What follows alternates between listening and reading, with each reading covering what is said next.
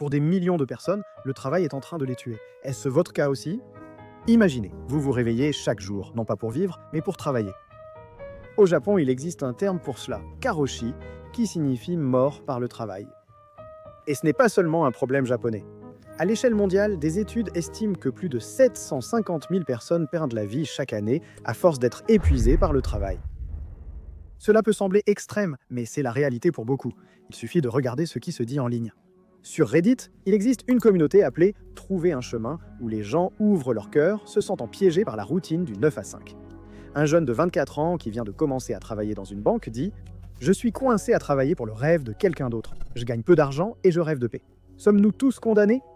Une autre personne, encore à l'école, dit « J'ai peur de finir dans un boulot 9 à 5 que je déteste. Mes proches voisins qui travaillent pour de grandes entreprises n'arrivent toujours pas à s'offrir une maison. » Et enfin, une autre personne, submergée par les dettes, dit « Je ne peux pas imaginer me réveiller chaque matin pendant les 20 à 30 prochaines années pour faire un 9 à 5. » Un travail de bureau avec de bons avantages, ce n'est pas la vie que je veux. Ça ne donne pas très envie, n'est-ce pas?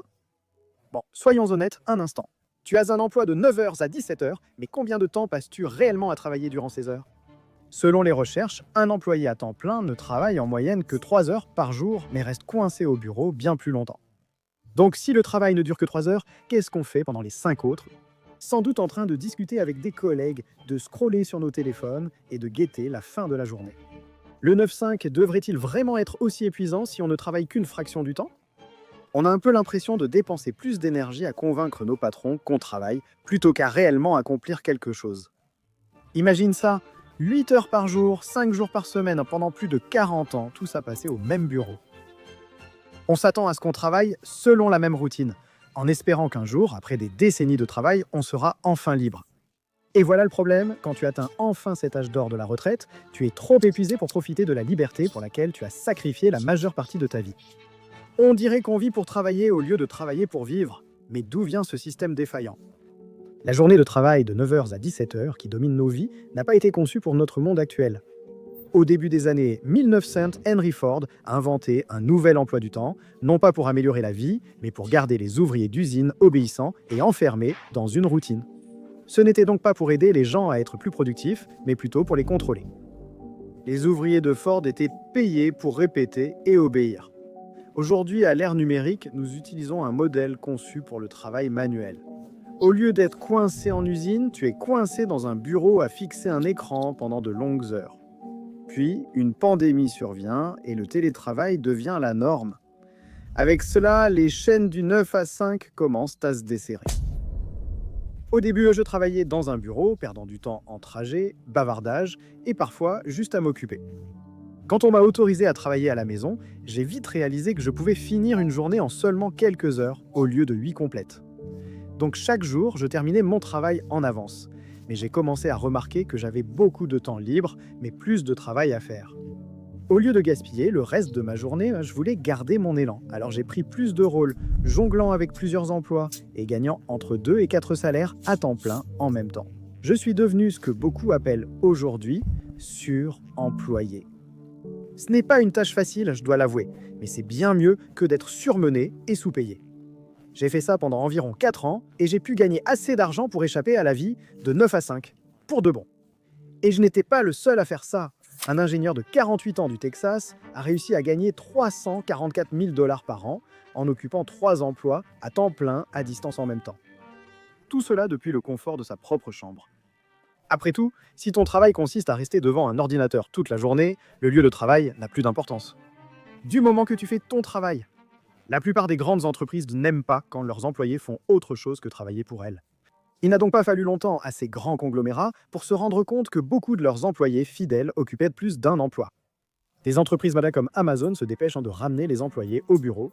Tout récemment, leur président-directeur général a envoyé un email à l'ensemble de l'entreprise exigeant que tous les employés reviennent à leur poste, affirmant que le travail à distance n'est tout simplement pas productif. Je n'y crois pas. Ces entreprises craignent réellement que lorsque vous travaillez à domicile, vous ne faites pas seulement votre travail, mais aussi plus, vous trouvez de la liberté et c'est un problème pour elles. Pour beaucoup, la journée de travail ne s'arrête pas à 17 heures. La hausse du coût de la vie force des millions de personnes à prendre des emplois supplémentaires après le travail pour survivre. Le cycle de travail incessant laisse peu de répit, menant à l'épuisement professionnel généralisé aux conséquences sérieuses. En fait, plus de 60% des travailleurs déclarent s'être sentis épuisés à un moment donné de leur carrière. Ce n'est pas seulement une question de fatigue. Le stress chronique lié au surmenage peut causer de l'anxiété, de la dépression et des problèmes de santé physique, comme les maladies cardiaques. Pourtant, au lieu de régler le problème, le modèle du 9 à 5 continue de pousser les gens au-delà de leurs limites. Le coût de ce système dépassé est insensé. Chaque année, les entreprises américaines perdent plus de 550 milliards de dollars à cause d'employés désengagés, c'est-à-dire des salariés épuisés. Le problème est que les gens sont piégés dans une structure de travail qui ne valorise ni l'efficacité ni le bien-être, et non pas parce qu'ils ne font pas d'efforts. Les employés sont punis car ils ne semblent pas assez occupés, créant un cercle vicieux. Plus vous travaillez, moins vous avez de temps pour récupérer.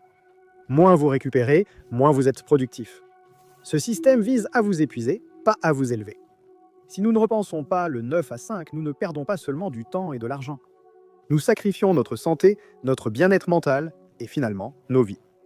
Ce système défaillant pourrait condamner toute une génération à l'épuisement, à une mauvaise santé et à moins de temps avec les personnes qui leur sont vraiment chères. Pour échapper à la routine du 9 à 5, il faut repenser notre façon de travailler et pour qui nous travaillons.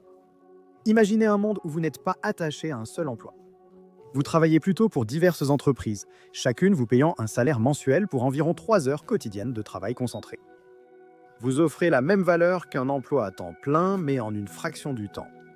Ce nouveau modèle vous permet de cumuler plusieurs emplois en ne travaillant que 9 heures par jour, tout en gagnant 3 revenus distincts. Mais pourquoi est-ce mieux? Vous pouvez travailler le même nombre d'heures, mais gagner beaucoup plus.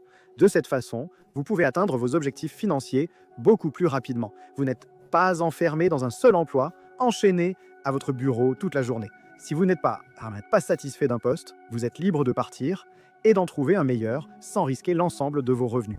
Disons que vous avez 3 emplois et que l'un d'eux vous cause beaucoup de stress. Pour avoir plus de liberté, vous pouvez simplement l'abandonner et travailler 2 emplois au lieu de 3.